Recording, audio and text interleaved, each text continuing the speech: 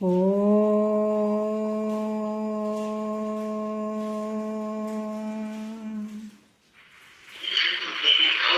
ಗುರುರ್ಬ್ರಹ್ಮ ಗುರುರ್ವಿಷ್ಣು ಗುರುರ್ದೇವೋ ಮಹೇಶ್ವರಃ ಗುರು ಸಾಕ್ಷಾತ್ ಪರಬ್ರಹ್ಮ ತಸ್ಮೈ ಶ್ರೀ ಗುರವೇ ನಮಃ. ಧ್ಯಾನ ಮೂಲ ಗುರುಮೂರ್ತಿ, ಪೂಜ್ಯ ಮೂಲ ಗುರುಪಾದ, ಮಂತ್ರ ಮೂಲ ಗುರುವಾಕ್ಯ, ಮುಕ್ತಿ ಮೂಲ ಗುರುಕೃಪಃ.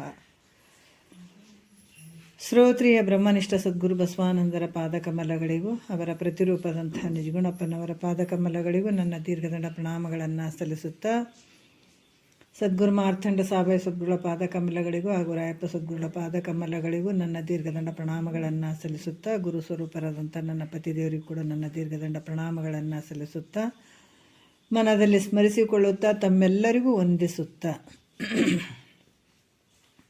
ಇವತ್ತಿನ ಕೈವೆಲ್ಲ ಪದ್ಧತಿ, ನಿಜಗುಂಡ್ರು ಹೇಳಿದಂಥ ಕೈವೆಲ್ಲ ಪದ್ಧತಿ ಒಳಗೆ ನಾವಿವತ್ತಿನ ಆಧಾರದ ವಿಷಯ ಮೂರನೆಯ ಪದ್ಯವನ್ನು ನಾವು ನಾಲ್ಕನೇ ಪದ್ಯವನ್ನು ನೋಡ್ತಾ ಇದ್ದೀವಿ. ಪದ ಮುಕ್ತಿ ಅಂದರೆ ಮೋಕ್ಷ, ಮುಕ್ತಿ, ಆನಂದ ಇರುವಂಥದ್ದು, ಅತ್ಯಂತ ದುಃಖ ನಿವೃತ್ತಿ, ಪರಮಾನಂದದ ಸ್ಥಿತಿಯೇ ಮೋಕ್ಷ. ಇಂಥ ಮುಕ್ತಿಗೆ ಮಾರ್ಗವನ್ನು ಹೇಳುವಂಥದ್ದು ಯಾವುದು? ಕೈವಲ್ಯ ಪದ್ಧತಿ. ಇಲ್ಲಿ ನಿಜಗೊಂಡ್ರೆ ಬಹಳ ವಿಶೇಷವಾಗಿ ನಮ್ಮನ್ನು ಕರ್ಕೊಂಡು ಹೋಗ್ತಾ ಇದ್ದಾರೆ. ಪರಮಾತ್ಮನ ಒಂದು ಕೃಪೆಯನ್ನು ಪಡ್ಕೊಳ್ಳುವಂಥದ್ದು, ಶಿವನ ಒಂದು ಕೃಪೆಯನ್ನು ಪಡ್ಕೊಳ್ಳುವಂಥದ್ದು ಬಹಳ ಮುಖ್ಯವಾಗಿರುವಂಥದ್ದು.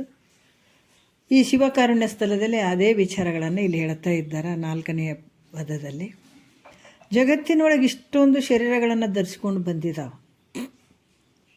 ಉದ್ಬೀಜ, ಸ್ವೇದಜ, ಅಂಡಜ, ಜರಾಯುಜ.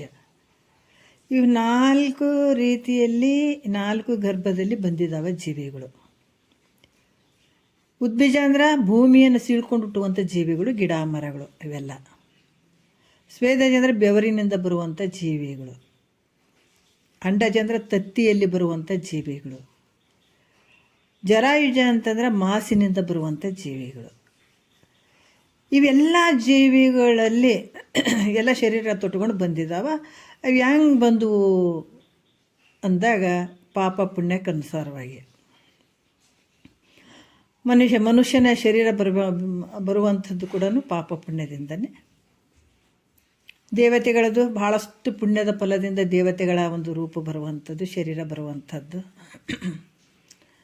ಪಾಪ ಜಾಸ್ತಿ ಮಾಡಿದಾಗ, ಪಾಪವನ್ನು ಜಾಸ್ತಿ ಇದ್ದಾಗ ಗಿಡ ಮರ ರೂಪ ಹುಟ್ಟುವಂಥದ್ದು. ಮತ್ತು ಎರಡು ಮಿಶ್ರ ಇದ್ದಾಗ ಮನುಷ್ಯನಾಗಿ ಹುಟ್ಟುವಂಥದ್ದು. ಈ ರೀತಿಯಾಗಿ ಇವೆಲ್ಲ ಶರೀರಗಳು ಬಂದಿದ್ದಾವೆ. ಇವು ಯಾತಕ್ಕೆ ಬಂದಿದ್ದಾವೆ ಅಂದರೆ ಪರಮಾತ್ಮ ಇಂಥ ಶರೀರಗಳನ್ನು ನೀವು ಹೋಗು ಅಂತ ಕಳಿಸಿಲ್ಲ. ನಮ್ಮ ಶರೀರ ನಾವೇ ಮಾಡ್ಕೊಂಡು ಬಂದಂತೆ. ಹಂಗೆ ಯಾವ ರೀತಿ ಅಂದರೆ ಇದು ಶರೀರಕ್ಕೆ ಈ ಶರೀರ ಬರಬೇಕಾದ್ರೆ ನಾವೇ ಕಾರಣಗಳು.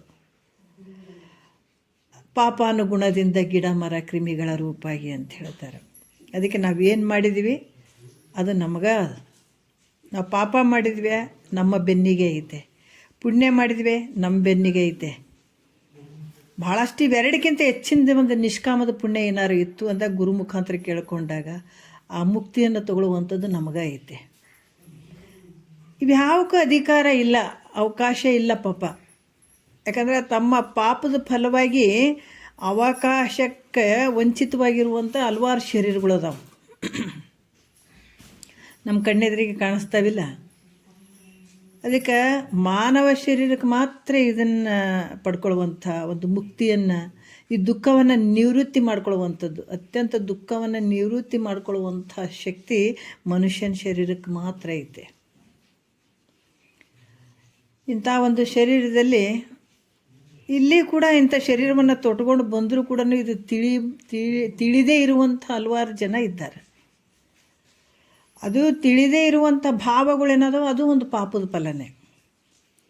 ಯಾವಾಗ ಇದು ಕೇಳಬೇಕನ್ನುವಂಥ ಇಚ್ಛೆ ಆಗ್ತದೆ, ಅಪೇಕ್ಷೆ ಬರ್ತದೆ, ಇದು ಎಷ್ಟೋ ಜನ್ಮದ ಒಂದು ಪುಣ್ಯದ ಫಲ ಅಂತ ಅಂದ್ಕೊಡ್ಬೇಕು. ಅದು ಯಾವುದರಿಂದ ಅಂದರೆ ಬೇರೆ ಯಾರ್ದು ಪುಣ್ಯದ ಫಲ ಅಲ್ಲ, ನಾವು ಮಾಡಿದಂಥ ಪುಣ್ಯದ ಫಲನೇ ಈ ಕೇಳುವಂಥದ್ದು.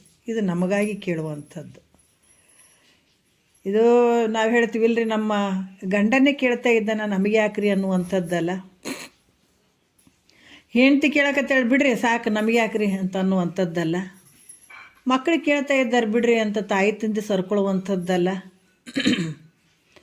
ಬೇರೆ ಯಾರೋ ಮಾಡ್ತಾ ಇದ್ದಾರಂತ ಇದು ಯಾರು ಸರ್ಕೊಳ್ಳುವಂಥದ್ದಲ್ಲ. ಇದು ಪ್ರತಿಯೊಬ್ಬರು ಗಂಡ ಕೇಳಿದ್ನಂದ್ರೆ ಗಂಡಗೆ ಲಾಭ, ಹೆಂಡ್ತಿ ಕೇಳಿದ್ರೆ ಹೆಂಡ್ತಿಗೆ ಲಾಭ, ಮಕ್ಕಳಿಗೆ ಕೇಳಿದ್ರೆ ಮಕ್ಕಳಿಗೆ ಲಾಭ. ಯಾರು ಕೇಳ್ತಾರೆ ಅವ್ರವರಿಗೆ ಲಾಭ. ಇದು ಒಬ್ಬರಿಂದ ಒಬ್ರಿಗೆ ಹೋಗುವಂಥದ್ದಲ್ಲ. ಅದಕ್ಕೆ ಇಂತಹ ಮಾನವ ಶರೀರದ ಒಳಗೆ ಇಂಥ ಭಾವ ಬಂದು ಇಂಥ ಮಹಾತ್ಮರ ವಾಕ್ಯಗಳನ್ನು ಕೇಳುವಂಥದ್ದಾದ್ರೆ ಇದಕ್ಕಿಂತ ಹೆಚ್ಚಿಂದ ಯಾವುದೇ ಜಗತ್ತಿನೊಳಗೂ ಇಲ್ಲವೇ ಇಲ್ಲ ಅಂತ ಹೇಳ್ತಾರೆ ಅವರು. ಅದಕ್ಕೆ ಈ ವಿಚಾರದಲ್ಲಿ 4ನೆಯ ಪದದಲ್ಲಿ ಹೇಳ್ತಾರೆ, ಕಾಯವಿಡಿದ ಆತ್ಮರಾಶಿಗೆ. ಕಾಯ ಅಂದರೆ ಯಾವುದು? ಶರೀರ. ಕಾಯವಿಡಿದ ಆತ್ಮರಾಶಿಗೆ ಪರತರ ಮುಕ್ತಿಗೂ ಉಪಾಯವಿದು ನಿಜ ಶಿವ ಮಂತ್ರವಣ್ಣ ಅಂತ ಹೇಳ್ತಾರೆ. ಈ ಶರೀರವನ್ನು ದರ್ಶಿಸಿಕೊಂಡು ಬಂದಿದ್ದೀವಲ್ಲ, ಶರೀರ ಇದು ಒಂದು ಅಂಗಿ ಇದ್ದಂಗೆ, ಇದು ಬಟ್ಟೆ ಇದ್ದಂಗೆ. ಇದು ನಾವು ಹಾಕ್ಕೊಂಡಿವಿ, ಚಲೋ ಬಟ್ಟೆ ಹಾಕ್ಕೊಂಡಿವಿ, ಭಾಳ ಚಲೋ ಬಟ್ಟೆ. ಯಾಕಂದ್ರೆ ಚಲೋ ಬಟ್ಟೆನೇ ಬೇಕ್ರಿ ಅಂತ ನಾವು ಅಂತೀವಲ್ಲ ರೀ. ಇಲ್ಲರಿ, ಭಾರಿ ಸ್ಟ್ಯಾಂಡರ್ಡ್ ಇರ್ಬೇಕು ರೀ ನಮ್ಮ ಬಟ್ಟೆಗಳು, ಭಾಳ ಚಂದ ಇರ್ಬೇಕು ಅಂತೀವಿ. ಅದ್ರಂಗೆ ಎಲ್ಲ ಶರೀರಕ್ಕಿಂತ ಇದು ಭಾಳ ಸ್ವಲ್ಪ ಸ್ಟ್ಯಾಂಡರ್ಡಾಗಿ ಬಂದದ ಇದು ಶರೀರ. ಅದಕ್ಕಿಂತ ಶರೀರ ಬಂದದಲ್ಲ, ಇಂಥ ಆತ್ಮರಾಶಿಗೆ ಪರತರ ಮುಕ್ತಿಗೂ. ಪರತರ ಮುಕ್ತಿ ಅಂದರೆ ಮೊದಲೇ ಹೇಳೋದು. ಯಾಕಂದರೆ ಇಹ ಆನಂದ ಬೇರೆ, ಇಹ ಆನಂದದ್ದು ಮಿಥ್ಯೆ ಆಗಿರುವಂಥದ್ದು, ಪರ ಆನಂದ ಮಿಥ್ಯೆ ಪರತರ ಆನಂದ ಶ್ರೇಷ್ಠವಾಗಿರುವಂಥದ್ದು. ಇದು ಗುರು ಮುಖಾಂತರ ಸಿಗುವಂಥದ್ದು. ಅದಕ್ಕೆ ಇಂಥ ಒಂದು ಪರತರ ಮುಕ್ತಿಗೂ ಇದು ಉಪಾಯವಿದು. ಇಂಥ ಒಂದು ಸಾಧನವಾಗಿರುವಂಥದ್ದು ಪರತರ ಮುಕ್ತಿಗೆ. ಜಗತ್ತಿನೊಳಗೆ ಲೌಕಿಕದಲ್ಲಿ ಭೋಗದ ಸಾಮಗ್ರಿಗಳನ್ನು ನಾವು ಪಡ್ಕೊಳ್ಬೇಕಾದಾಗ ಶರೀರದಿಂದ ಆಗಲಿ, ಕಾಯ ವಾಚ ಮನಸ ಇರ್ತಾವಲ್ಲ, ಇದರಿಂದ ಹಲವಾರು ರೀತಿಯಿಂದ ಕಷ್ಟಪಟ್ಟು ಆ ಭೋಗದ ವಸ್ತುಗಳನ್ನು ಪ್ರಾಪ್ತಿ ಮಾಡ್ಕೊಳ್ತೀವಿ. ಮತ್ತು ಇಂದ್ರಿಯಗಳಿಂದ ಸುಖ ಅಂತ ಅಂದ್ಕೊಳ್ತೀವಿ. ಆದರೆ ನಿಜವಾದ ಸುಖ ಐತೇನು ಇದ್ರಾಗ? ಇಹಲೋಕದಲ್ಲಿ ನಿಜವಾದ ಸುಖ ಐತೇನು? ನೀವು ಹುಟ್ಟಿನಿಂದ ಸಾಯುವವರೆಗೂ ಬಡ್ದಾಡು, ಬೇಕಾದಷ್ಟು ಕೋಟಿಗಟ್ಟಲೆ ನೀನು ಗಳಿಸೋ ದುಡ್ಡು.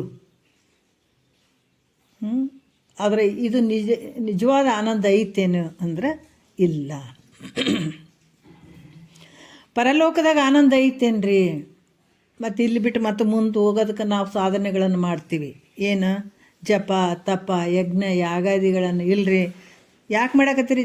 ಜಪ ಮಾಡಾಕತ್ತೀರಿ, ತಪ ಮಾಡಾಕತ್ತೀರಿ ಅಂತ ಕೇಳಿದಾಗ ಇಲ್ಲರಿ, ಮುಂದೆ ಆದಮೇಲೆ ಸ್ವರ್ಗಾದಿ ಭೋಗಗಳನ್ನು ಅನುಭವಿಸಕ್ರಿ, ಸ್ವರ್ಗಕ್ಕೆ ಹೋಗಕ್ರಿ ಅಂತ ಹೇಳ್ತೀವಿ. ಹೌದಿಲ್ಲ? ಆದರೆ ಅದು ನಿತ್ಯವಾದಂಥ ಸುಖ ಐತೇನೋ, ಆನಂದ ಐತೇನೋ ಅಂದರೆ ಅದು ಕೂಡ ನಿತ್ಯವಾದಂಥ ಸುಖನೂ ಅಲ್ಲ, ಆನಂದನೂ ಅಲ್ಲ ಅದು. ಅದ್ರಂಗೆ ಇವೆರಡು ಏನದವ, ನಮ್ಗೆ ಸುಖ ಅಂದಂಗೆ ಆಗ್ತದೆ, ಆನಂದ ಅಂದಂಗೆ ಆಗ್ತದೆ. ಆದರೆ ಇವು ಎರಡು ಮಿಥ್ಯೆ ಅದಾವ.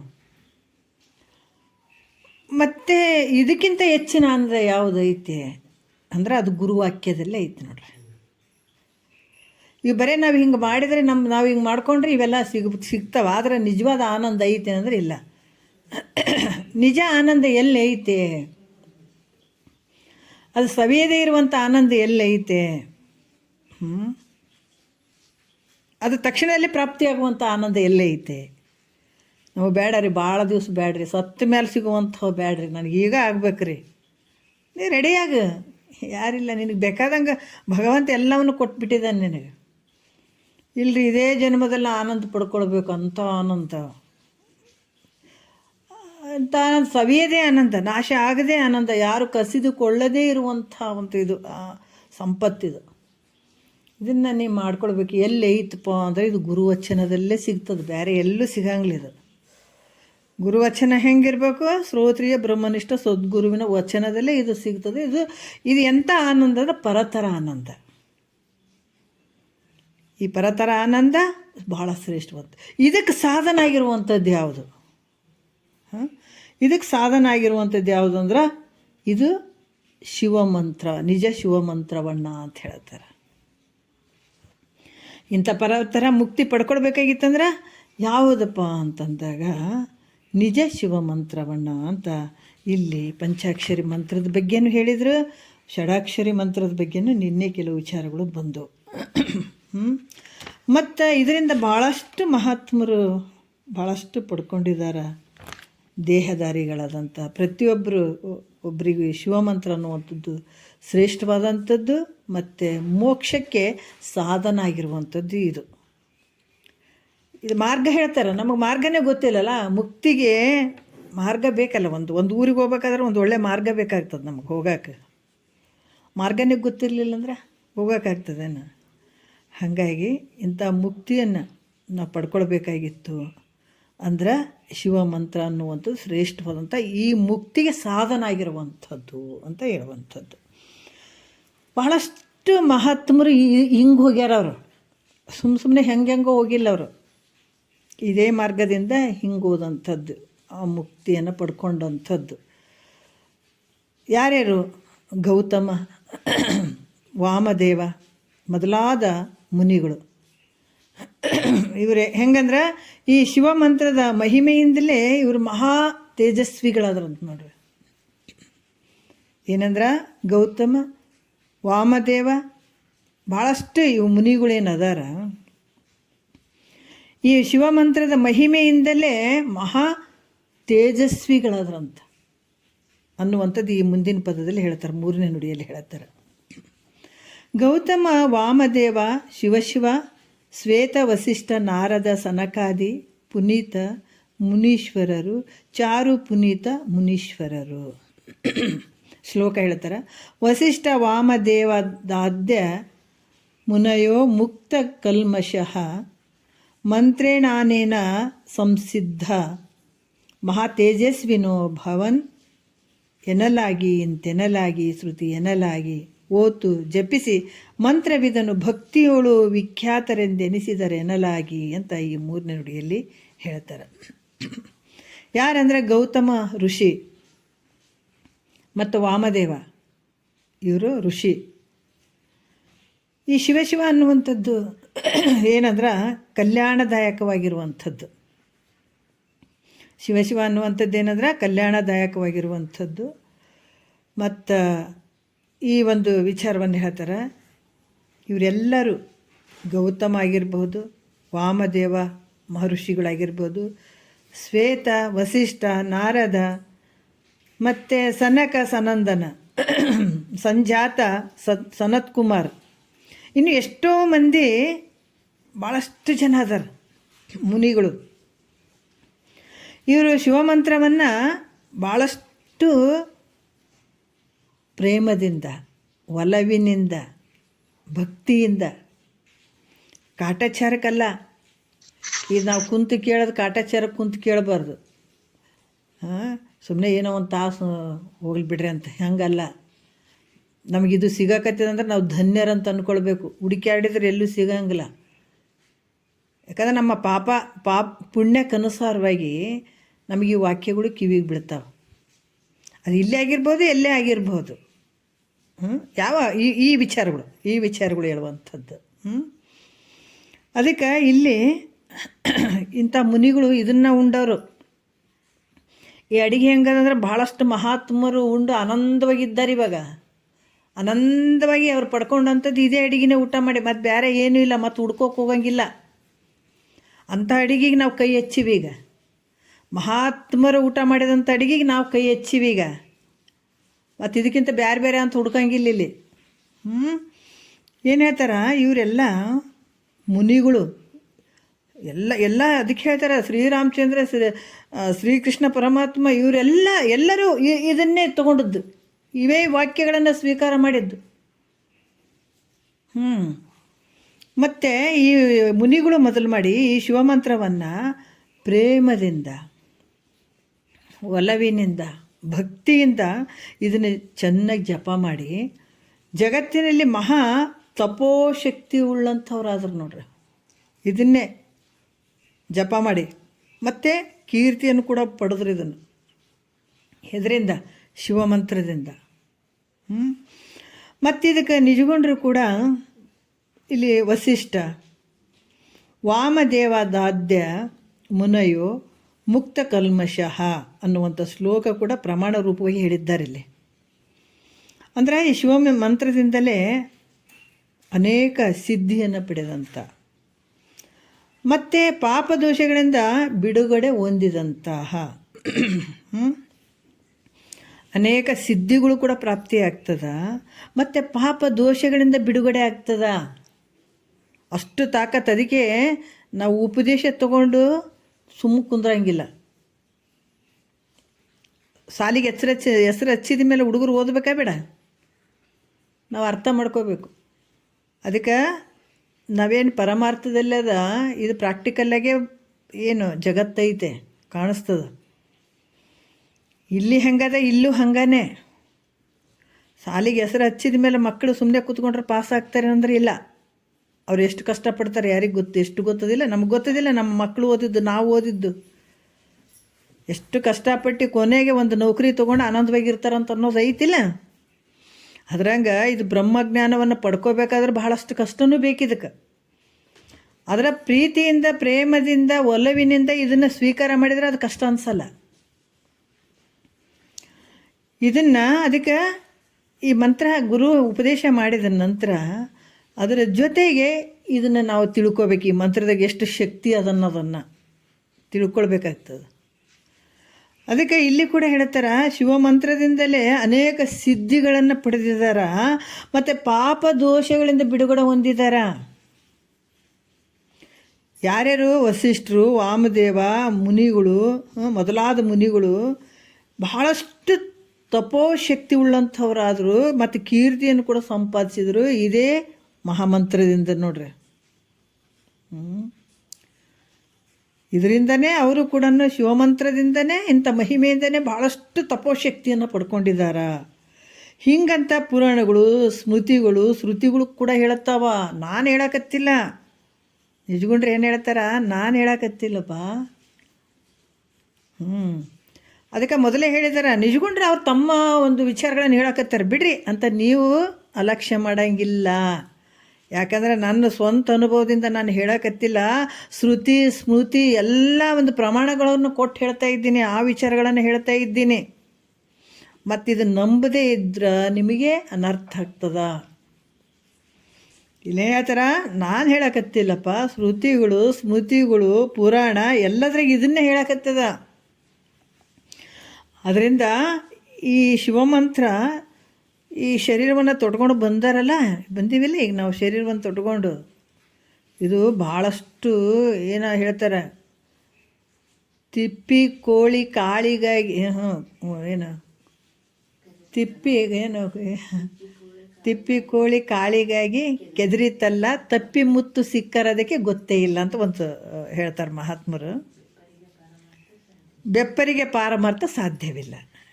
ತಿಪ್ಪಿ ಕೋಳಿ ಕಾಳಿಗಾಗಿ ಕೆದರಿತಲ್ಲ, ತಪ್ಪಿ ಮುತ್ತು ಸಿಕ್ಕರೋದಕ್ಕೆ ಗೊತ್ತೇ ಇಲ್ಲ, ಬೆಪ್ಪರಿಗೆ ಪಾರಮಾರ್ಥ ಸಾಧ್ಯ ಇಲ್ಲ. ನೋಡ್ರಿ ಎಷ್ಟು ಅದ್ಭುತವಾಗಿ ಹೇಳ್ತಾರಲ್ಲ. ಈಗ ಎಷ್ಟೋ ಜನ್ಮದಿಂದ ಈ ಶರೀರ ಬಂದುಬಿಟ್ಟದ. ಈಗ ಮುತ್ತಿನಂಗೆ ಈ ಶರೀರ ಬಂದುಬಿಟ್ಟದ. ಮತ್ತು ಇದ್ರದ್ದು ಲಾಭ ಪಡ್ಕೊಳ್ಳೋದೇ ಇದ್ರೆ ಈಗ ತಿಪ್ಪಿ ಕೋಳಿ ಕೆದರ್ಯದ, ಅದಕ್ಕೆ ಮುತ್ತು ಸಿಕ್ಕದ, ಅರ್ಥ ಐತೇನು? ಅದಕ್ಕೆ ಗೊತ್ತಾಯ್ತೇನು? ಸುಮ್ಮನೆ ಅದನ್ನ ಹಿಂಗೆ ಮಾಡಿ ಕಾಲಿಲಿ ಹಿಂಗೆ ಬಿಸಾಕಿಬಿಡ್ತು. ಈಗ ಮತ್ತು ನಾವು ಇದನ್ನು ಮಾಡ್ಕೊಳ್ಳೋದೇ ಇದ್ರೆ ಕೋಳಿ ಹೆಂಗೆ ಮುತ್ತು ಸಿಕ್ಕರು ಅದ್ರ ಬೆಲೆ ಹೆಂಗೆ ಗೊತ್ತಾಗಲಿಲ್ಲ. ನಮ್ಮ ಮನೆ ಬರುಗಳು ಹಾಗೆ ಆಗ್ತಾವ.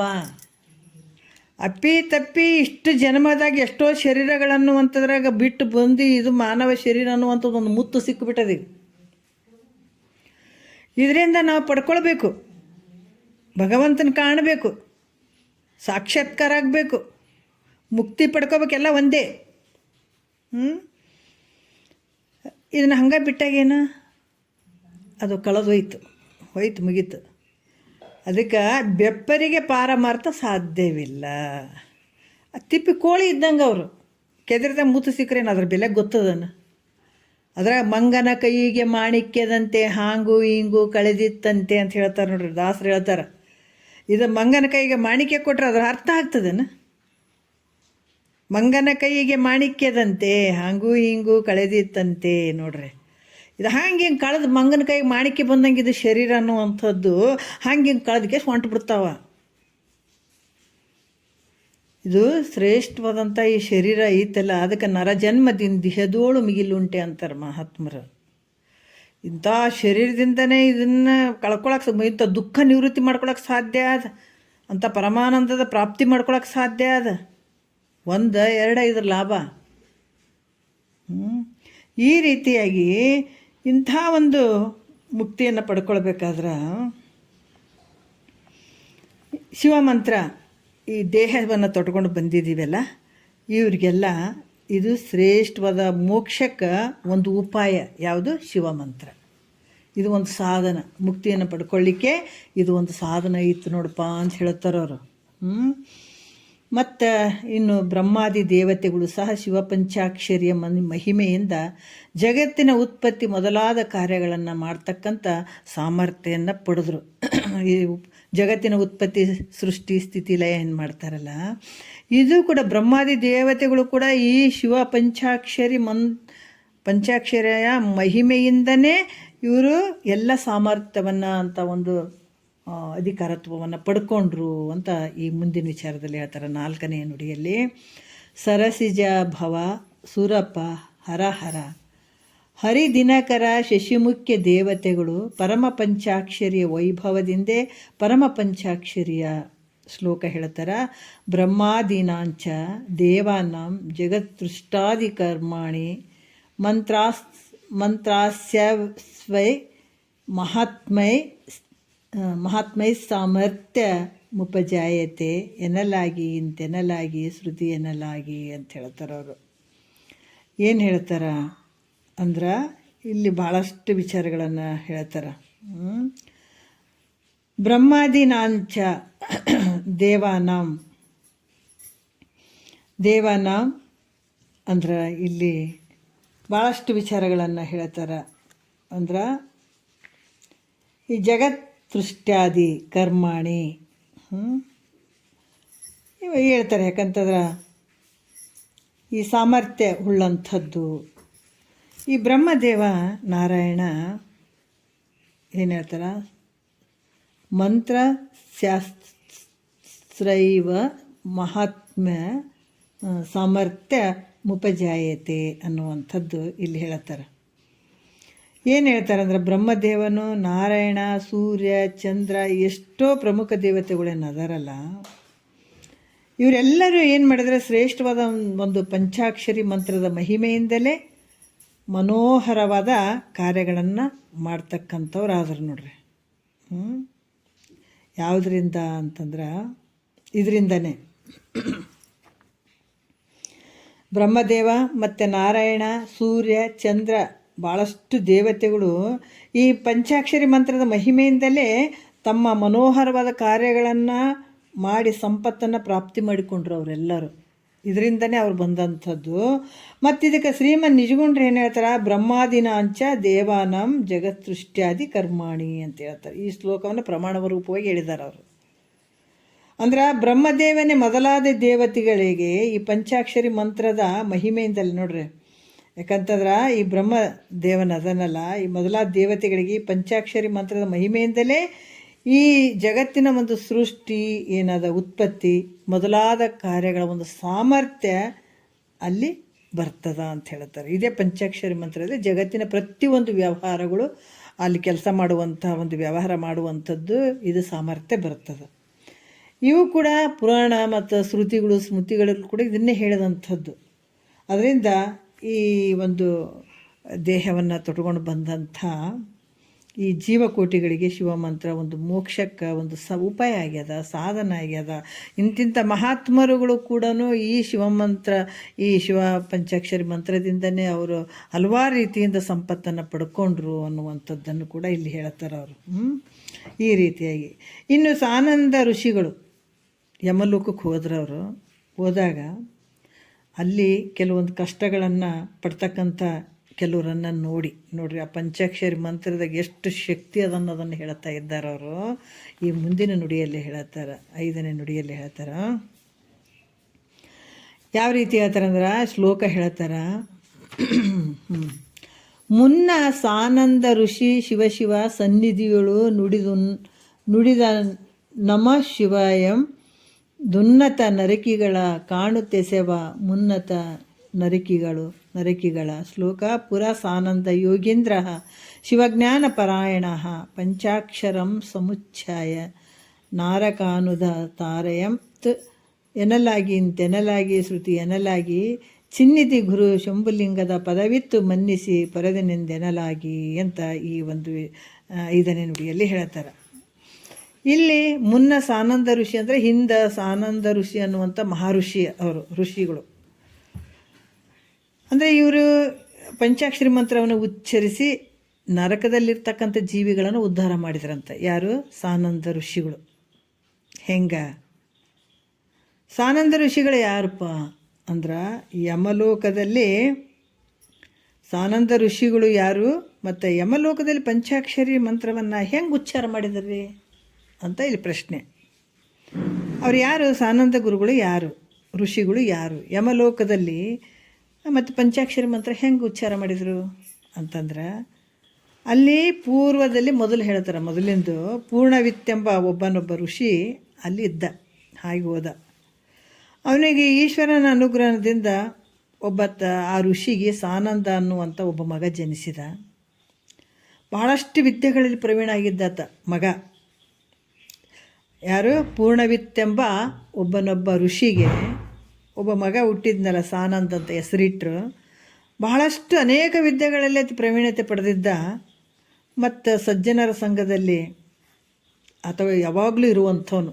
ಅಂದ್ರೆ ಸಜ್ಜನರ ಸಂಘವನ್ನು ಮಾಡ್ತಾ ನಿತ್ಯದಲ್ಲಿ ಸತ್ಶಾಸ್ತ್ರಗಳ ಶ್ರವಣ ಮಾಡ್ತಿದ್ದ. ಯಾರು? ಸಾನಂದ. ಒಂದು ದಿವಸ ಶಾಸ್ತ್ರದಲ್ಲಿ ಕೆಲವು ವರ್ಣನೆ ಬರ್ತದೆ, ನರಕದ ವರ್ಣನೆ ಬರ್ತದೆ. ಅವ್ರನ್ನ ಹಿಡ್ಕೊಂಡು ಹೋಗಿ ಭಾಳಷ್ಟು ಬರ್ಬರವಾಗಿ ಯಮಧರ್ಮ ಹಿಂಸೆ ಕೊಡ್ತಾನೆ. ಭಾಳ ಯಾರಿಗೆ ಕೊಡ್ತಾನೆ? ನಾವು ಯಾರಿಗೇನೋ ಹೊಡೆದು ಹಾಕಿದಾಗ ಮಾಡಿದಾಗ ಅಂತ ಅಲ್ಲ, ಅವ್ರು ಇನ್ನೂ ಭಾಳ ದೊಡ್ಡ ನರಕ ಅದು. ಮತ್ತು ಇದನ್ನು ನಾವು ಯಾರು ನಮ್ಮನ್ನು ನಾವು ತಿಳ್ಕೊಳಕ್ಕೆ ಪ್ರಯತ್ನ ಪಡೋಂಗಿಲ್ಲ. ಪರಮಾತ್ಮಗೆ ಭಾಷೆ ಕೊಟ್ಟು ಬಂದಂಥ ಇದು ಜೀವ ಬಂದ ಮೇಲೆ ಇದು ತನ್ನನ್ನು ತಿಳ್ಕೊಳಕ್ಕೆ ಯಾವಾಗ ಪ್ರಯತ್ನ ಮಾಡೋಂಗಿಲ್ಲ, ಅದು ನರಕಕ್ಕೆ ಹೋಗ್ತಾನತ್ತ. ಆ ಶಿಕ್ಷೆಯನ್ನು ಅನುಭವಿಸ್ಲೇಬೇಕಾಗ್ತದೆ. ಅದು ಶಿಕ್ಷೆ ಅಂತಂದ್ರೆ ರಬರವರವನ್ ನರಕ. ಈ ಕೆಲವ್ರು ಹಿಂಗೆ ಹೇಳಿದ್ಗಳನ್ನ ನಾವು ನಂಬುತ್ತಿರಲಿಲ್ಲ. ಅದು ಇವ್ರು ಏನಿರ್ತದೆ ನರಕ ಅದು ಎಲ್ಲ, ಅದೆಲ್ಲ ಸುಳ್ಳು ಬಿಡ್ರಿ ಅಂತಂತೇಳಿ. ಸುಳ್ಳು ಬಿಡ್ರಿ ಅನ್ನೋಕ್ಕಾಗಂಗಿಲ್ಲ. ಯಾಕಂದ್ರೆ ನಾವೀಗ ಬಂದೀವಿ, ಇಂಥ ಜಗತ್ತಂತ ಬಂದವ್ರು, ಹೌದಲ್ಲ, ಬಂದವ್ರು ಇದ್ದೀವಿ ನಾವು. ಇಲ್ಲ, ಬಂದೀವಿ, ಕಣ್ಣು ತೆಗೆದೀವಿ, ಅಪ್ಪ ಅಮ್ಮ ಅಂದೀವಿ, ಬಂಧು ಬಳಗ ಅಂದೀವಿ, ಮತ್ತು ಬಿಟ್ಟು ಹೋಗೋರು. ಹೌದಾ? ಯಾರು ಇಂಥದಂತ ನಾವು ಅಂದ್ಕೊಂಡೇ ಬಂದಿಲ್ಲ. ಗೊತ್ತಾಗಿ ಬಂದೀವೇನೋ ನಾವು ಇಲ್ಲಿಗೆ? ಇಲ್ಲಲ್ಲ. ಗೊತ್ತಾಗದೆ ಈ ಕಷ್ಟ ಸುಖ ನೋವು ನಲಿವೆಲ್ಲ ಅನುಭವಿಸ್ತೀವಿ. ಮತ್ತೆ ಹೊಂಟು ಬಿಡೋರೆ ನಾವು. ಇಲ್ಲೇ ತಳ ಹುರ್ಕೊಂಡು ಕೂಡೋರೇನು, ಕುಂತಾರೇನು ಯಾರಾದ್ರೂ ಹಿಂದೆ? ಈ ನಂಬಂಗ್ಲ ಅಂತೀರಲ್ಲ, ಯಾರು ಹಿಂದೆ ಕುಂತಾರೇನು? ಈಗ ನಮ್ಮಿಂದ ಅಪ್ಪ ಅವರು ಯಾರು ಅಜ್ಜ ಅಜ್ಜಿ ಹಿಂದಲೋರು ತಾತದವರು ಅವರೆಲ್ಲ ಅದಾರನ? ಇಲ್ಲಲ್ಲ. ಅವರು ಬಂದರು, ಇಲ್ಲಿ ಸಂತಿ ಮಾಡ್ದಂಗೆ ಮಾಡಿದರು. ಅವ್ರೇನು ಸಂತಿ ಮಾಡಿ ಸಾಮಾನುಗಳು ಹೆಂಗೆ ತೊಗೊಂಡೋದ್ರು, ಅದ್ರ ಹಂಗೆ ಪಾಪ ಪುಣ್ಯವನ್ನು ಕಟ್ಕೊಂಡ್ರು, ಮತ್ತು ಆದ್ರು ಅವರು. ಮತ್ತು ಎಲ್ಲಿ ಹೋದ್ರು ಗೊತ್ತದ ನಿನಗೆ? ಇಲ್ಲ. ಮತ್ತು ಇಲ್ಲಿ ಬಂದದ್ದು ಗೊತ್ತಿತ್ತೆ ನಿನಗೆ? ಗೊತ್ತಿಲ್ಲ. ಮತ್ತು ಗೊತ್ತಿರಲಾರ್ದು ಇಲ್ಲಿಗೆ ಬಂದಿದ್ದೀವಿ, ಗೊತ್ತಿರಲಾರ್ದು ಹೋಗ್ತಿದ್ದೀವಿ. ನಿನಗೂ ಅಲ್ಲಿ ಅದಾವ ಲೋಕಗಳು, ಯಾಕಿಲ್ಲ? ಅಲ್ಲಿನೂ ಆದ ನಿನಗೆ ಕಷ್ಟ. ಸುಮ್ಮನೆ ಮಹಾತ್ಮರು ಅದಕ್ಕೆ ಹೇಳ್ತಾರೆ, ಬಾಲಕ ತರುಣ ಜರಜೀರ್ಣ ರೂಪಾಗಿ ಮೇಲೆ ನರಕಿಯಾಗಿ. ಏನು ಅವ್ರಿಗೆ ತಲೆ ಕೆಟ್ಟೈತೇನೆ? ನಿಜಗುಂಡ್ರಿಗೆ, ಮಹಾತ್ಮರಿಗೆ, ಶ್ರೀರಾಮಚಂದ್ರ, ವಶಿಷ್ಠ ಅಂತಂತ ಭಗವಂತನ ಸ್ವರೂಪಾಗಿ ಬಂದವರೇ ಇಂಥದನ್ನು ಕೇಳ್ಯಾರಂದ್ರೆ ನೀನೇನು? ಏನು ಇಲ್ಲದೆ ಮಾತಾಡೋಂಗಿಲ್ಲ. ಯಾಕಂತಂದ್ರೆ ಅಂಥ ಒಂದು ಮಹಾತ್ಮರು ನಿಜಗುಂಡ್ರು ಏನು ಹೇಳಿದ್ರು? ಬಾಲಕ ತರುಣ ಜರಜೀರ್ಣ ರೂಪಾಗಿ. ಬಾಲಕ ತರುಣ ಯೌವನ ಅವಸ್ಥೆಗೆ ಬಂದು ಮತ್ತು ಮುಪ್ಪಾವಸ್ಥೆಗೆ ಬಂದು ಇಷ್ಟೇ ಆಯ್ತಂತ ಅಲ್ಲಲ್ಲ ಜೀವನ. ಇಷ್ಟೇ ಆಯ್ತಂದ್ರೆ ಇವತ್ತೇನು ಕೋಟಿಗಟ್ಟಲೆ ದುಡ್ಡು ಅದಾವ ಅಥವಾ ಅಷ್ಟಿಷ್ಟು ಅದಾವ, ಉಂಡು ತಿಂದು ಮೆರೆದು ಒಂದು ಸಲ ಸತ್ತು ಹೋಗಿಬಿಡ್ಬೋದು ಅಂತ ಅನ್ಬೋದು. ಹಂಗಿಲ್ಲ. ಇಲ್ಲಿ ಬಿಟ್ಟಪ್ಪಿಲ್ಲಿ ಕಷ್ಟ. ಏಟು ಉಂಡ್ರೇನು ತಿಂದ್ರೇನು, ಏಟು ಮಕ್ಕಳಿಗೆ ಮರಗಳಿಗೆ ತಲಿತಲಾಂತ ಉಣಷ್ಟು ಅವ್ರಿಗೆ ಆಸ್ತಿ ಇರಲಿಲ್ಲ. ನಾವು ಆದರೂ ಕೂಡ ನಮ್ಮ ಮಕ್ಳು ಚೆಂದ ಇರ್ಬೇಕ್ರಿ ಅಂತೀವಿ ನೋಡ್ರಿ. ಇದೇ ಅಂತ ಆಸೆ ಅನ್ಬೇಕು. ನಾವು ಅದನ್ನು ಹೆಂಡ್ತಿ ಮಕ್ಕಳು ಎಲ್ಲರೂ ಚಂದ ಇರ್ಬೇಕಂತ ಅವರಿಗೆ ಮಾಡಿ ದುಡಿದು ಗಳಿಸಿ ನೀ ಮಾತ್ರ ಯಮಧರ್ಮನ ಕೈಯಾಗ ಸಿಕ್ಕು ಒದ್ಸ್ಕೊಂತ ಹೋಗೋದು ಹಣೆ ಬರ. ಅದಕ್ಕೆ ಮಹಾತ್ಮರು ತಿಳ್ಕೊಂಡ್ರಿ ರಾಜ್ಯ ಆಸ್ತಿ ಅಂತಸ್ ಮಾಡಬಾರ್ದಂತಲ್ಲ, ಆದರೆ ಎಲ್ಲಿ ಹಿಡ್ಕೊಂಡ್ರೆ ಅಲ್ಲಿ ಬಿಡ್ಬೇಕು ಅನ್ನೋದು ಅಷ್ಟೇ. ಹಂಗಾದ್ರೆ ನೀವು ಹೇಳ್ದಂಗೆ ಬಿಡ್ಬೇಕೇನ್ರಿ? ಎಲ್ಲ ರೊಕ್ಕ ರೂಪಾಯಿ ಬಿಡ್ಬೇಕೇನ್ರಿ? ಮನಿ ಮಾರಿ ಬಿಟ್ಟು ಹೋಗ್ಬೇಕೇನ್ರಿ? ಹೆಂಡ್ತಿ ಮಕ್ಕಳನ್ನ ಬಿಟ್ಟು ಎಲ್ಲಿ ಹೇಳಿಲ್ಲ, ಯಾರನ್ನ ಬಿಡಂತ ಹೇಳಿಲ್ಲ ಇಲ್ಲಿ. ಆದ್ರೆ ನಿನ್ನ ಮನಸ್ಸಿನಾಗ ಏನು ಹಿಡ್ಕೊಂಡಿದ್ದೆ ಅದನ್ನು ಬಿಡೋದು ಅಷ್ಟೇ. ಇವೆಲ್ಲರನ್ನ ಗಂಟಾಕೊಂಡು ಕುಂತಿದ್ದೆಲ್ಲ ಅದನ್ನು ಬಿಟ್ಕೋ ಅಷ್ಟೇ. ಅದಕ್ಕೆ ಇದನ್ನು ಗೊತ್ತಾಗಿಬಿಟ್ಟೆ ಮಹಾತ್ಮರು ಎಚ್ಚರಿಕೆ ಆದರು. ಅದಕ್ಕೆ ಬಾಲಕ ತರುಣ ಜರಜೀರ್ಣ ರೂಪಾಗಿ ಇಷ್ಟೇ ಅಂತ ಜೀವನ ಆಗಲಿಲ್ಲಪ್ಪ, ಮುಂದೆ ನರಕ ಕಾದ್ಕೊಂಡದ. ಯಾವಾಗ ನಾನು ಇದ್ರ ಬಗ್ಗೆ ವಿಚಾರ ಮಾಡಲಿಲ್ಲ, ಗುರುವಾಕ್ಯವನ್ನು ಕೇಳಲಿಲ್ಲ ಅಂತಂದಾಗ ಮುಂದೆ ಏನೈತೆ, ದೊಡ್ಡ ನರಕ ಐತೆದು. ಬಳಿಕ ಈ ಕ್ರಮದೋಳು ತಾಳಲಾರೆನು ತನುವನ್ನು ಶಂಭುಲಿಂಗವೇ ಪಾಲಿಸೆಂದೆರಿಗೆ ಭಿನ್ನೈಪಿ ಭೀತಿಯೋಳು. ಅಪ್ಪ ನೋಡಪ್ಪ, ಇದು ಒಂದೇ ಜನ್ಮ ಅಲ್ಲೋ, ಮುಂದೆ ನರಕ ಐತೆ ಅದು. ಮತ್ತು ನರಕದಲ್ಲಿಂದ ಮತ್ತೆ ತಿರ್ಗಾ ಇಲ್ಲಿಗೆ ಬರಬೇಕು. ಪಾಪ ಮಾಡಿದ್ರೆ ನರಕ, ಪುಣ್ಯ ಮಾಡಿದ್ರೆ ಒಂದು ಚೂರು ಸ್ವರ್ಗ. ಅದು ಅನುಭವಿಸಿ ಬರೋದು ಅಷ್ಟೇ. ಮತ್ತು ಇಲ್ಲೇನು ಭಾಳ ರೊಕ್ಕ ರೂಪಾಯಿ ಭಾಳ ಅದಾವ್ರಿ ಅಂತಂದ್ರೆ ನಿನಗೇನು ಆಯುಷ್ಯ ಭಾಳ ಕೊಟ್ಬಿಟ್ಟಾನ? ನಿನಗೆ ಎಷ್ಟು ಮಾಡಿದೆಲ್ಲ ಸಂಪತ್ತನ್ನು ಅಷ್ಟು ಅನುಭವಿಸು, ಇಲ್ಲೇ ಇದ್ದುಬಿಡು ತಳ ಉರ್ಕೊಂಡಂತ ಏನಾರು ಅಂದ ನಾನು? ನಿನ್ನ ಪುಣ್ಯ ಎಷ್ಟದ, ಪಾಪ ಪುಣ್ಯ ಏಟದ ಅಷ್ಟು ಮುಗಿಯೋವರೆಗೂ ಈ ಭೂಮಿ ಮೇಲೆ ಇರ್ತಿದ್ದಿ. ನಿನಗೆ ಅದು ಅನುಭವಿಸ್ದಂಗೆ ಮಾಡ್ತದ, ಆನಂದ ಕೊಟ್ಟಂಗೆ ಆಗ್ತದ, ಸುಖ ಕೊಟ್ಟಂಗೆ ಆಗ್ತದೆ. ಎಲ್ಲೊಟ್ಟು ಬಿಡ್ಬೇಕು, ರೈಟ್ ಆಗ್ಬೇಕು. ಇಲ್ಲೇ ಬಿಡ್ಬೇಕು. ಹೆಂಗೆ ಹೋಟೆಲ್ದಾಗ ಉಂಡ್ಕೆ ನಾವೆಲ್ಲ ಚಮಚೆ ಬಟ್ಲ ಗ್ಲಾಸು ಪ್ಲೇಟ್ ಎಲ್ಲ ಉಣ್ಬೇಕು, ಅಲ್ಲೇ ಬಿಟ್ಟು ಬರ್ಬೇಕು, ಹೌದಿಲ್ಲ? ತೊಗೊಂಡು ಬಂದಿವೇನೇ ಹತ್ತದ್ರ ಮನೆಗೆ ನಾವು. ಅದ್ರಾಗ ಇಲ್ಲಿನ ಅಷ್ಟೇ, ಉಣ್ಬೇಕು ತಿನ್ನಬೇಕು. ಅದು ಕಷ್ಟನೇ ಇರಲಿ ಸುಖ ಇರಲಿ, ಉಣ್ಬೇಕು ತಿನ್ಬೇಕು, ಬಿಟ್ಟು ರೈಟ್ ಆಗ್ಬೇಕು. ಮತ್ತು ಇಷ್ಟೇ ಅಲ್ಲ, ನೀ ಏನೇನು ಮಾಡ್ಕೊಂಡು ಬಂದಿದ್ದಿ ಅಲ್ಲಿ ಎಲ್ಲ ಲೆಕ್ಕ ಚುಕ್ತಾಗಿ ಮತ್ತು ನಿನಗಲ್ಲಿ ನರಕಾದಿಗಳು ಶುರುವಾಗ್ತವೆ ನಿನಗೆ. ಅದಕ್ಕೆ ಇದರಿಂದ ಪಾರಾಗಬೇಕಾಗಿಲ್ಲ. ಇದು ಅತ್ಯಂತ ದುಃಖ ಇದು. ಅದಕ್ಕೆ ಇದರಿಂದ ಇವೆಲ್ಲವುಗಳಿಂದ ನಾವು ಪಾರಾಗಬೇಕಾದ್ರೆ ಮಹಾತ್ಮರು ಎಚ್ಚರಿಕೆ ಆಗಿಬಿಟ್ರು. ಓಹೋ, ಯಾಕಂದರೆ ಈ ಜನ್ಮ ಬಿಟ್ಟರೆ, ಮಾನವ ಶರೀರ ಬಿಟ್ಟರೆ ಮತ್ತು ಯಾವ ಜನ್ಮದಲ್ಲಿ ಈ ವಿಚಾರ ಮಾಡೋಕ್ಕೆ ಅವಕಾಶ ಇಲ್ಲ. ಇಲ್ಲೇ ನಾವು ಇದನ್ನು ಪಡ್ಕೋಬೇಕಾದ್ರೆ ಮಾನವ ಶರೀರದಾಗೆ ಮುಖ್ಯವಾಗಿರುವಂಥದ್ದು. ಅದಕ್ಕಾಗಿ ಇದನ್ನು ಹಂಗೆ ಕಳ್ಕೊಬಾರ್ದು ಅನ್ನುವಂಥದ್ದು. ಒಂದು ಸಲ ಏನಾಯಿತು, ಸಜ್ಜನರ ಸಂಘದಲ್ಲೇ ಇರ್ತಿದ್ದೆ ಆನಂದ, ನಿತ್ಯ ಶ್ರವಣ ಮಾಡ್ತಿದ್ದ, ಸತ್ಶಾಸ್ತ್ರಗಳನ್ನು ನೋಡ್ತಿದ್ದ. ಒಂದು ದಿವಸ ಶಾಸ್ತ್ರದಲ್ಲಿ ನರಕದ ವರ್ಣನೆ ಬಂತು. ಆ ನರಕದ ವರ್ಣನೆ ಬಂದಾಗ ಮಹಾತ್ಮರ ಮುಖದಿಂದ ಅನೇಕ ಪಾಪಿಗಳ ಯಾತನೆಯನ್ನು ಕೇಳಿದಾತ. ಇಷ್ಟು ಒಂದು ಕಷ್ಟ ಅಂತಂದ್ರೆ ಭಾಳಷ್ಟು ಕಷ್ಟದ ವರ್ಣನೆ ಅಲ್ಲಿತ್ತು. ಅದನ್ನು ಕೇಳಿ ಭಾಳಷ್ಟು ಒಂಥರ ದಯ ಬಂತದ. ಇಷ್ಟು ಕಷ್ಟಪಡ್ತಾರಲ್ಲ ಯಮಲೋಕದಾಗ ಜನ. ನರಕ ಯಾತನೆಯ ಅಲ್ಲಿ ನರಕಿಗಳನ್ನು ನರಕ ಯಾತನೆಯಿಂದ ಅದನ್ನು ಬಿಡುಗಡೆಗೊಳಿಸ್ಬೇಕನ್ನುವಂಥದ್ದು ನಿಶ್ಚಯ ಮಾಡಿದತ. ನಿಶ್ಚಯ ಮಾಡಿ ಯಮಪಟ್ಟಣಕ್ಕೆ ಹೋದ. ಅಲ್ಲಿ ಹೋಗಿಬಿಟ್ಟು ಆತ ಹೇಳ್ತಾನ, ಯಮರಾಜ ಈತ ಯಮಲೋಕಕ್ಕೆ ಹೋಗಿಬಿಟ್ಟ ಆನಂದ. ಈತನನ್ನು ನೋಡಿ ಗಾಬರಿಯಾಗಿಬಿಟ್ಟ ಯಮಧರ್ಮ. ಭಾಳ ಗಾಬರಿ ಆದತ. ಯಾಕಂದ್ರೆ ಯಾವಾಗ ನಾವು ಈ ಮಾರ್ಗದಾಗ ಇರ್ತೀವಿ, ಇದನ್ನು ನಾವು ಕೇಳೋಕೆ ಇದೇನು ಶ್ರವಣ ಮಾಡ್ತೀವಲ್ಲ, ಇದನ್ನೆಲ್ಲ ಮಾಡ್ತೀವಿ, ನಮ್ಗೆ ಪೂರ್ತಿ ಜ್ಞಾನ ಆಗಿಲ್ಲ ಅಂತಂದ್ರೆ ಮತ್ತು ಆಯುಷ್ಯ ಮುಗೀತು, ಪ್ರಾಣ ಹೋಯ್ತು ಅಂತಂದಾಗ ಯಮಧರ್ಮ ಕೈ ಮುಕ್ಕೊಂಡು ನಿಲ್ತಾನೆ. ಅಷ್ಟು ಶಕ್ತಿ ಅದಿದ್ರಾಗ. ಅದಕ್ಕೆ ಇದು ಕೇಳಿದಂಥದ್ದು ವ್ಯರ್ಥ ಆಗಂಗಿಲ್ಲ ಅನ್ನೋದು ಯಾತಕ್ಕೆ ಅಂದ್ರೆ ಇದು ಭಾಳ ಅದು ನಿನಗಾಗಿ ಮಾಡ್ಕೊಳ್ಳುವಂಥದ್ದು ಇದು. ಮತ್ತು ಇಲ್ಲಿ ಏನಾಗ್ತದೆ, ಅದು ಯಮಪಟ್ಟಣಕ್ಕೆ ಹೋದ. ಯಮಧರ್ಮ ಏನು ಮಾಡ್ದ, ಗಾಬರಿ ಆಗಿಬಿಟ್ಟೈತೆ ನೋಡಿ. ಆನಂದನ ನೋಡಿ ಮಹಾತ್ಮರು ತನ್ನ ಪಟ್ಟಣಕ್ಕೆ ಹಂಗೆ ಯಾಕೆ ಬಂದ್ರಿ?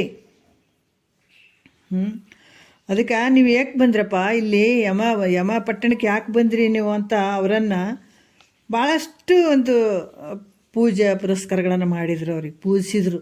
ನೋಡ್ರಿ, ಯಮಧರ್ಮ ಇಂಥ ಮಹಾತ್ಮರಿಗೆ ನಾವು ಯಾವಾಗ ಇದನ್ನೇ ನಾವು ಇದು ಮಾಡಕತ್ತಿಲ್ಲ, ಇದಕ್ಕಿಂತ ಬೇರೆದು ಎಲ್ಲಿ ಹುಡ್ಕಂಗಿಲ್ಲ ನೋಡ್ರಿ. ಏನು ನಿಜಗೊಂಡ್ರೆ ಹೇಳ್ಯಾರಲ್ಲ, ಎಲ್ಲ ವೇದ ಉಪನಿಷತ್ತುಗಳ ಒಂದು ಸಾರ ನಮ್ಗೆ ಚಂದ ಅಡುಗೆ ಮಾಡಿ ಇಟ್ಟಾರ. ಇದು ಉಣ್ಬೇಕಿದು. ಇದನ್ನು ಊಟ ಮಾಡಿದಂಥವ್ರು ಮುಂದೆ ಎಲ್ಲಿ ಹೋದ್ರು ಕೂಡ ಯಮಧರ್ಮನೇ ಕೈ ಮುಕ್ಕೊಂಡಿರ್ತಾನಂತಾಗ ಈ ಸಾನಂದ ಋಷಿಗಳಿಗೆ ಅವರೇ ಪೂಜೆ ಮಾಡಿದ್ನಂತ ಯಮಧರ್ಮನೇ. ನೋಡ್ರಿ ಎಂಥದನ್ನು ಪಡ್ಕೊಳಕ್ಕೆ ಸಾಧ್ಯ ಆಗ್ತದೆ. ಅದು ಪಾದ್ಯಾದಿಗಳಿಂದ ಪೂಜಿಸಿ ತದನಂತರ ಕೈಗಳನ್ನು ಜೋಡಿಸ್ತಾನಂತ.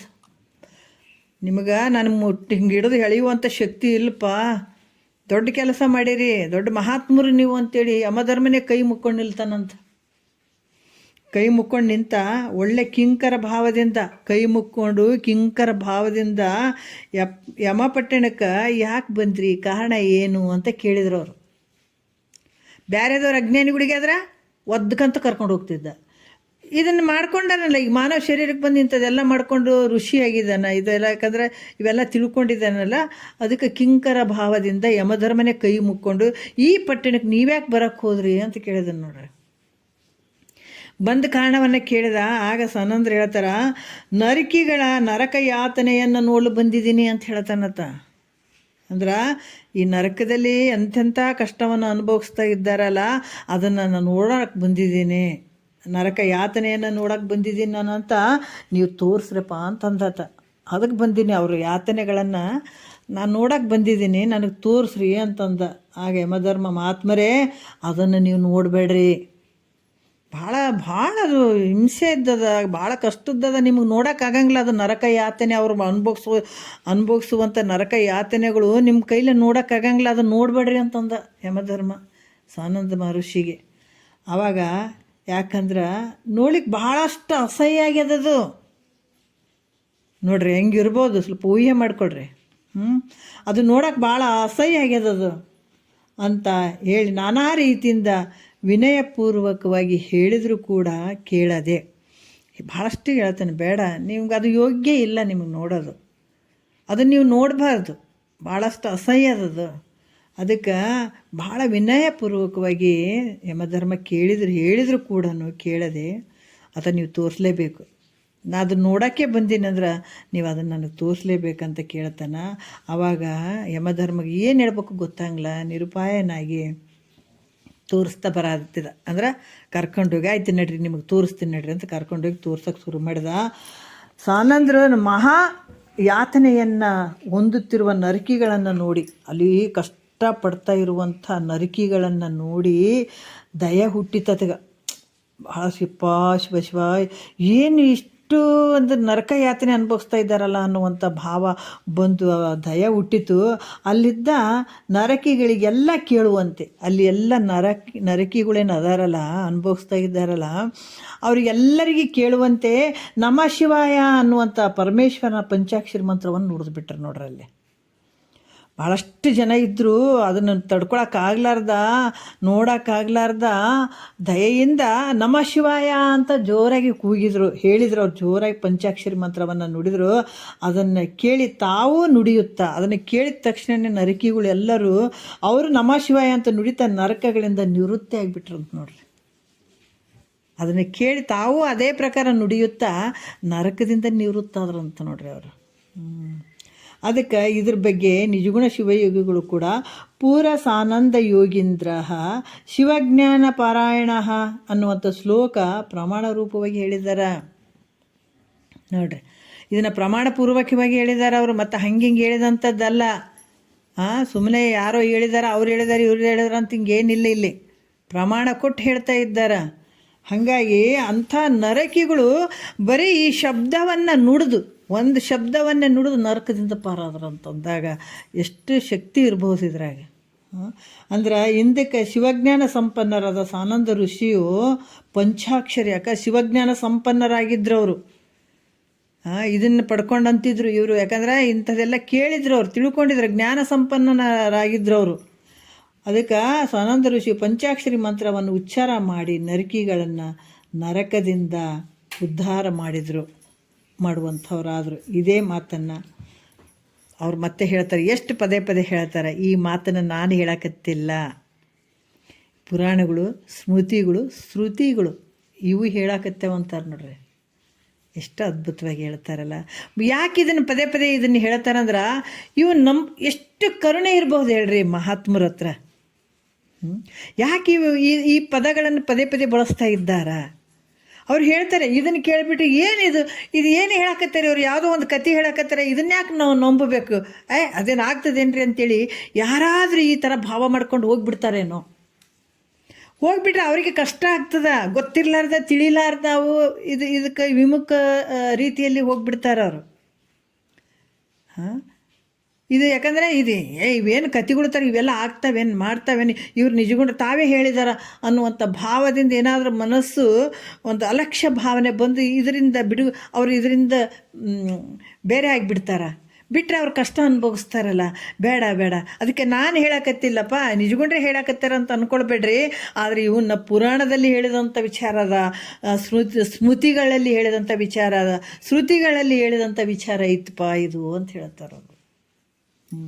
ಇವೇ ಹೇಳ್ತದ, ಇವೆಲ್ಲ ಸ್ಮೃತಿಗಳು ಪುರಾಣಗಳು ಇದನ್ನೇ ಹೇಳುವಂಥದ್ದು. ಅದನ್ನು ನಾನು ಹೇಳಕತ್ತೀನಿ. ಅದರಿಂದ ದೇಹವನ್ನು ಧಾರಣ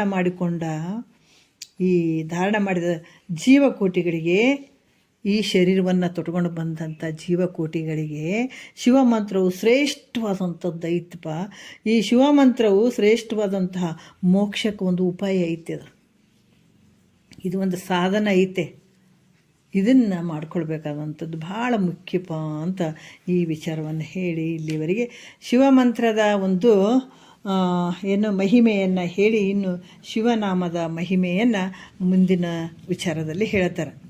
ಅಂದ್ರೆ ಈಗ ಶಿವ ಅಂದರೆ ಇಲ್ಲಿವರೆಗೆ ಶಿವಮಂತ್ರದ ಮಹಿಮೆಯನ್ನು ಹೇಳಿದರೆ, ಈಗ ಶಿವಮಂತ್ರದ ಬಗ್ಗೆ ಹೇಳಿದ್ರು ಅವರು, ಹೌದಲ್ಲ. ಮುಂದಿನ ಪದದಲ್ಲಿ ಶಿವನಾಮದ ಮಹಿಮೆ ಹೇಳ್ತಾರೆ. ಶಿವನ ನಾಮ ಎಷ್ಟು ಒಂದು ಶಕ್ತಿ ಉಳ್ಳಂಥದ್ದಾದ ಶಿವನಾಮ ಅನ್ನುವಂಥದ್ದನ್ನು ನಾವು ನಾಳೆ ನೋಡೋಣ ಅಂತ ಅಂದ್ಕೊಳ್ತಾ ಇದ್ದೇನೆ. ಒಂದು 2 ನಿಮಿಷ ತೊಗೊಳ್ತೀನಿ ಅಷ್ಟೇ. ಹರನಾಮವನ್ನು ಬಿಡದೆ ಜಪಿಸಬಲ್ಲವರು ಭವ ಮರಣ ಮಾಯಾ ಕರ್ಮ ಮಲಪಾಶ ಬಂದ ಬಹು ದುರಿತ ಸಂಸಾರ ಸಂತಾಪ ಸಂಚಯ ಬಳಿದು ವರಭೋಗ ಮೋಕ್ಷಬಹುದು ಅಂತ ಈ ವಿಚಾರವನ್ನು ಹೇಳ್ತಾರೆ. ಇದನ್ನು ನಾಳೆ ನೋಡೋಣ. 5ನೇ ಪದದಿಂದ ನಾವು ನಾಳೆ ನೋಡೋಣ.